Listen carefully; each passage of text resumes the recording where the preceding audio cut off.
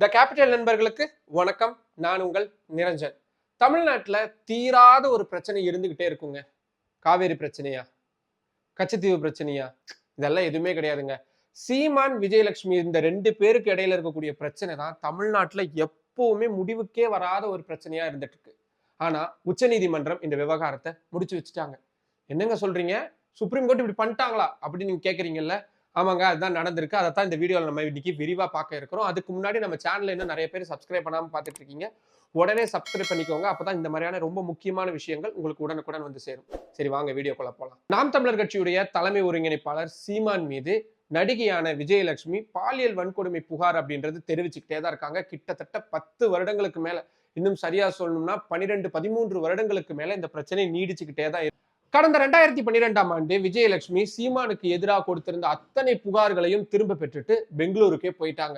ரொம்ப வருஷமா அந்த பிரச்சனை எதுவுமே இல்லாம இருந்துச்சு. அப்பப்போ ஆன்லைன்ல மட்டும் அவங்க ஏதாவது அபியூஸ் பண்ணிட்டு இருப்பாங்க. ஆனா கடந்த 2023ஆம் ஆண்டு மீண்டும் சென்னைக்கு வந்து சீமானுக்கு எதிராக பாலியல் வன்கொடுமை புகார் அப்படின்றது தெரிவிக்கிறாங்க. என்ன சொல்றாங்க? என்ன கல்யாணம் பண்ணிக்கிறேன்னு இவர் ஏமாத்திட்டாரு. என்ன கல்யாணம் பண்ணிக்கிறேன்னு வாக்கு கொடுத்துட்டு என் கூட குடும்பம் நடத்திட்டு என்ன பாலியல் ரீதியா துன்புறுத்தல் எல்லாம் செஞ்சுட்டு இப்ப என்ன கைவிட்டுட்டாரு அப்படின்றத அந்த புகார். இந்த புகாரை அடுத்து சீமானுக்கு எதிராக காவல்துறையினர் வழக்கு பதிவு செஞ்சு அந்த விசாரணைகள் நடந்துகிட்டு இருக்கு. இதுல ஹைகோர்ட்டுக்கு அவர் போனாரு. கடைசியா உச்ச நீதிமன்றத்துல எனக்கு எதிராக இருக்கக்கூடிய இந்த அத்தனை வழக்குகளையும் முடிச்சு வச்சிருங்க மயிலாட் அப்படின்னு கேட்டு ஒரு பெட்டிஷன் ஃபைல் பண்ணியிருந்தாரு. இந்த பெட்டிஷனும் ரொம்ப நாளா பெண்டிங்லேயே இருந்துட்டு இருந்த சூழல்ல சமீபத்துலதான் உச்சநீதிமன்ற நீதிபதி நாகரத்னா தலைமையிலான அமர்வு முன்னாடி விசாரணைக்கு வந்தது. அவங்க இயல்பாவே இந்த மாதிரியான பெண்கள் சம்பந்தமான வழக்குகள்ல சீக்கிரமா ஒரு தீர்வு காணணும், சீக்கிரமா ஒரு தீர்ப்பு வழங்கணும் அப்படின்னு ஒரு தன்னியல்பு இருக்கக்கூடிய ஒரு நீதிபதியா இருக்கிறாங்க. கூட ஆர் மகாதேவன், தமிழ்நாட்டை சேர்ந்த நீதியரசரான ஆர் மகாதேவனும் இருந்தாங்க அப்படின்றதுனால எதிர்பார்த்துட்டு இருந்தோம் இந்த விவகாரம் சீக்கிரத்துல முடிவுக்கு வந்துரும் அப்படின்னு.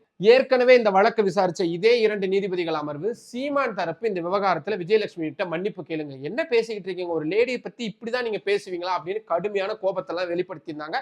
நீங்க மன்னிப்பு கேட்டு அது சம்பந்தமான பிரமாண பத்திரத்தை எங்ககிட்ட தாக்கல் பண்ணுங்க அப்படின்னு உத்தரவு போட்டிருந்தாங்க.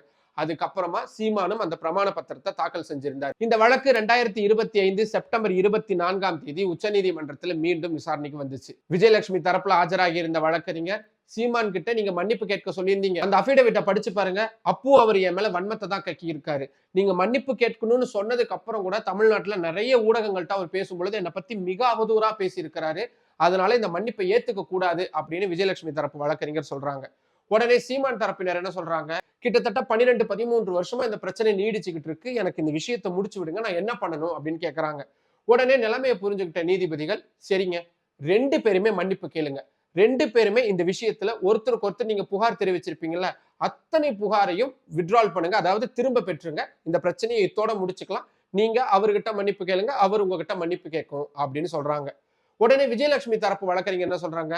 நான் கொடுத்த புகாரெல்லாம் கூட திரும்ப பெற்றிருக்கிறேன், ஆனா மன்னிப்பு அப்படின்றது எப்பவுமே நான் கேட்கவே மாட்டேன். என்ன பாலியல் ரீதியா துன்புறுத்தினது இவருதான், சமூகத்துல எனது பெயரை கெட்ட பேராக்குனது இவருதான், என்னுடைய சினிமா வாழ்க்கையை சீர்குலைஞ்சு போறதுக்கான அடிப்படை காரணமே சீமான் தான். அப்படிப்பட்ட சீமான் கிட்ட நான் மன்னிப்பு கேட்க மாட்டேன். அது மட்டும் இல்லாம சீமானுக்கு எதிராக நான் தான் குற்ற வழக்கு பதிவு செஞ்சிருக்கிறேன்.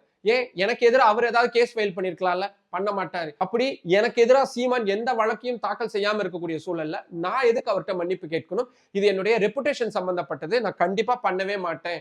ஒரு லேடிஷிப்பா இருக்கக்கூடிய நீதிபதியான நாகரத்னா அவர்கள் இதை புரிஞ்சுக்கணும், என்னுடைய நிலைமையும் புரிஞ்சுக்கணும் அப்படின்னு அவங்க தரப்புல இருந்து வாதங்கள் முன்வைக்கிறாங்க. உடனே சீமான் தரப்பு மீண்டும் சொல்றாங்க, இதே தாங்க பிரச்சனை, இவங்க மீண்டும் மீண்டும் இந்த விஷயத்தை வளர்த்துக்கிட்டே இருக்கணும் தான் சொல்றாங்க. 10 நாளைக்கு முன்னாடி தான் உச்ச நீதிமன்றத்துல இந்த வழக்கு வந்தது. அதுல இருந்து இப்ப இந்த வழக்கு விசாரிக்கக்கூடிய இந்த 10 நாள்ல 5000த்துக்கும் அதிகமான வீடியோக்களை விஜயலட்சுமி வெளியிட்டு இருக்காங்க. அதுல என்னை பத்தி அவ்வளவு கொச்சையா பேசிக்கிட்டு இருக்காங்க அப்படின்ற ஒரு புகாரை தெரிவிக்கிறாரு. அதுக்கு மீண்டும் விஜயலட்சுமி தரப்பு வழக்கறிஞர் பதில் சொல்லும் பொழுது, சரி, இவர் ஒருத்தர் இவ்வளவு பெரிய அரசியல்வாதி, இவருக்கு எகென்ஸ்டா நான் தனியா போராடிட்டு இருக்கிறேன். ஆனா இவருடைய கட்சியான நாம் தமிழர் கட்சியில இருக்கக்கூடிய அவருடைய கட்சி நிர்வாகிகளும் என்னை பத்தி ரொம்ப அவதூறா பேசுறாங்க. கிடைக்கக்கூடிய யூடியூப் சேனல் எல்லாத்திலயும் போய் என்னை பத்தி வாய்க்கு வந்த மாதிரி பேசுறாங்க. என்ன ஒரு ப்ராஸ்டியூட் மாதிரி அவங்க ட்ரீட் பண்ணி பேசிக்கிட்டு இருக்கிறாங்க. இது எனக்கு ரொம்ப மன உளைச்சல் கொடுக்குது அப்படின்னு விஜயலட்சுமி தரப்பு வழக்கறிஞர் மீண்டும் ஒரு குற்றச்சாட்டை சொல்றாங்க. பொறுமையா கேட்டுக்கிட்டே இருந்தாங்க நீதிபதிகள். ஒரு கட்டத்துக்கு அப்புறம் பிளாஸ்ட் ஆயிட்டாங்க. போதும், இனஃப் இஸ் இனஃப், இதுக்கு மேல நீங்க 2 பேருமே இப்படி பேசிக்கிட்டே இருக்காதீங்க, எங்களுக்கு தேவை இந்த பிரச்சனையை இதோட முடிச்சிடணும், நீங்க மன்னிப்பு கேட்டுதான் ஆகணும் அப்படின்னு விஜயலட்சுமி தரப்பினர்கிட்ட நீதிபதிகள் ரொம்ப அழுத்தமாவே சொல்றாங்க. அவங்க மீண்டும் முடியாதுன்னு சொல்றாங்கன்னா, நீங்க மன்னிப்பு கேட்க முடியாதுன்னா அப்ப நீங்க சீமான் கிட்ட இருந்து மன்னிப்பை எதிர்பார்க்கவும் முடியாது. அதனால நீங்க மன்னிப்பு கேட்டீங்கன்னா இந்த பிரச்சனை முடிஞ்சிடும், எங்களுக்கு இந்த விஷயம் சார்ட் அவுட் ஆகணும்னு நினைக்கிறோம் அப்படின்ற ஒரு விஷயத்த சொன்னாங்க. அப்ப விஜயலட்சுமி தரப்பு வழக்கறிஞர் என்ன சொல்றாங்க, நீங்க பிறப்பிக்கக்கூடிய இந்த உத்தரவு சீமானுக்கு மட்டும்தான் பொருந்தக்கூடியதா இருக்கும். ஆனா அவருக்கு கீழே இருக்கக்கூடிய அவருடைய கட்சி ஆட்களை வச்சு தொடர்ந்து என்னை பத்தி அவதூறா பேசிக்கிட்டே தான் இருக்க போறாரு, அதுக்கு என்ன தீர்வு அப்படின்னு கேட்கறாங்க. அப்பதான் உங்களுடைய கட்சி பேர் என்ன அப்படின்னு சீமான் தரப்பு வழக்கறிஞர்கிட்ட கேட்கறாங்க. நாம் தமிழர் கட்சி அப்படின்னு அந்த ஆங்கிலத்துல அவரு அப்படியே ஒரு மாதிரி சொல்றாரு. உடனே அதை குறிச்சு வச்சுக்கிட்டு இது என்னது, இது என்ன வார்த்தை அப்படின்ற மாதிரி கொஞ்சம் காமெடியா அந்த விஷயங்கள்லாம் போகுது. அதுக்கப்புறமா நீதிபதிகள் சொல்றாங்க, இந்த கட்சியை சேர்ந்த தொண்டர்களும் இந்த கட்சியை சேர்ந்த நிர்வாகிகளும் கூட விஜயலட்சுமி குறித்து இந்த வழக்கு குறித்து பேசக்கூடாது. சீமானும் பேசக்கூடாது, விஜயலட்சுமி அவர்களும் இந்த வழக்கை பத்தி இனிமேல்ட்டு எங்கேயுமே பேசக்கூடாது. எங்கன்னா எங்க டிவியில பேசக்கூடாது, சோசியல் மீடியால பேசக்கூடாது, யூடியூப் சேனல்ஸ்ல பேசக்கூடாது, அவங்களுடைய சோசியல் மீடியா பேஜஸ்ல பேசக்கூடாது, எங்கேயுமே பேசக்கூடாது.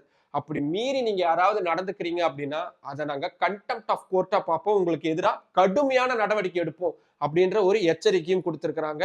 நீங்க இந்த மன்னிப்பு கேட்டுட்டு உங்களுடைய வழக்குகள் எல்லாத்தையும் திரும்ப பெற்றுட்டோம் அப்படின்ற விஷயத்தை எங்களுக்கு பிரமாண பத்திரமா தாக்கல் செஞ்சு இன்ஃபார்ம் பண்ணுங்க அப்படின்றத சொல்லியிருக்கிறாங்க.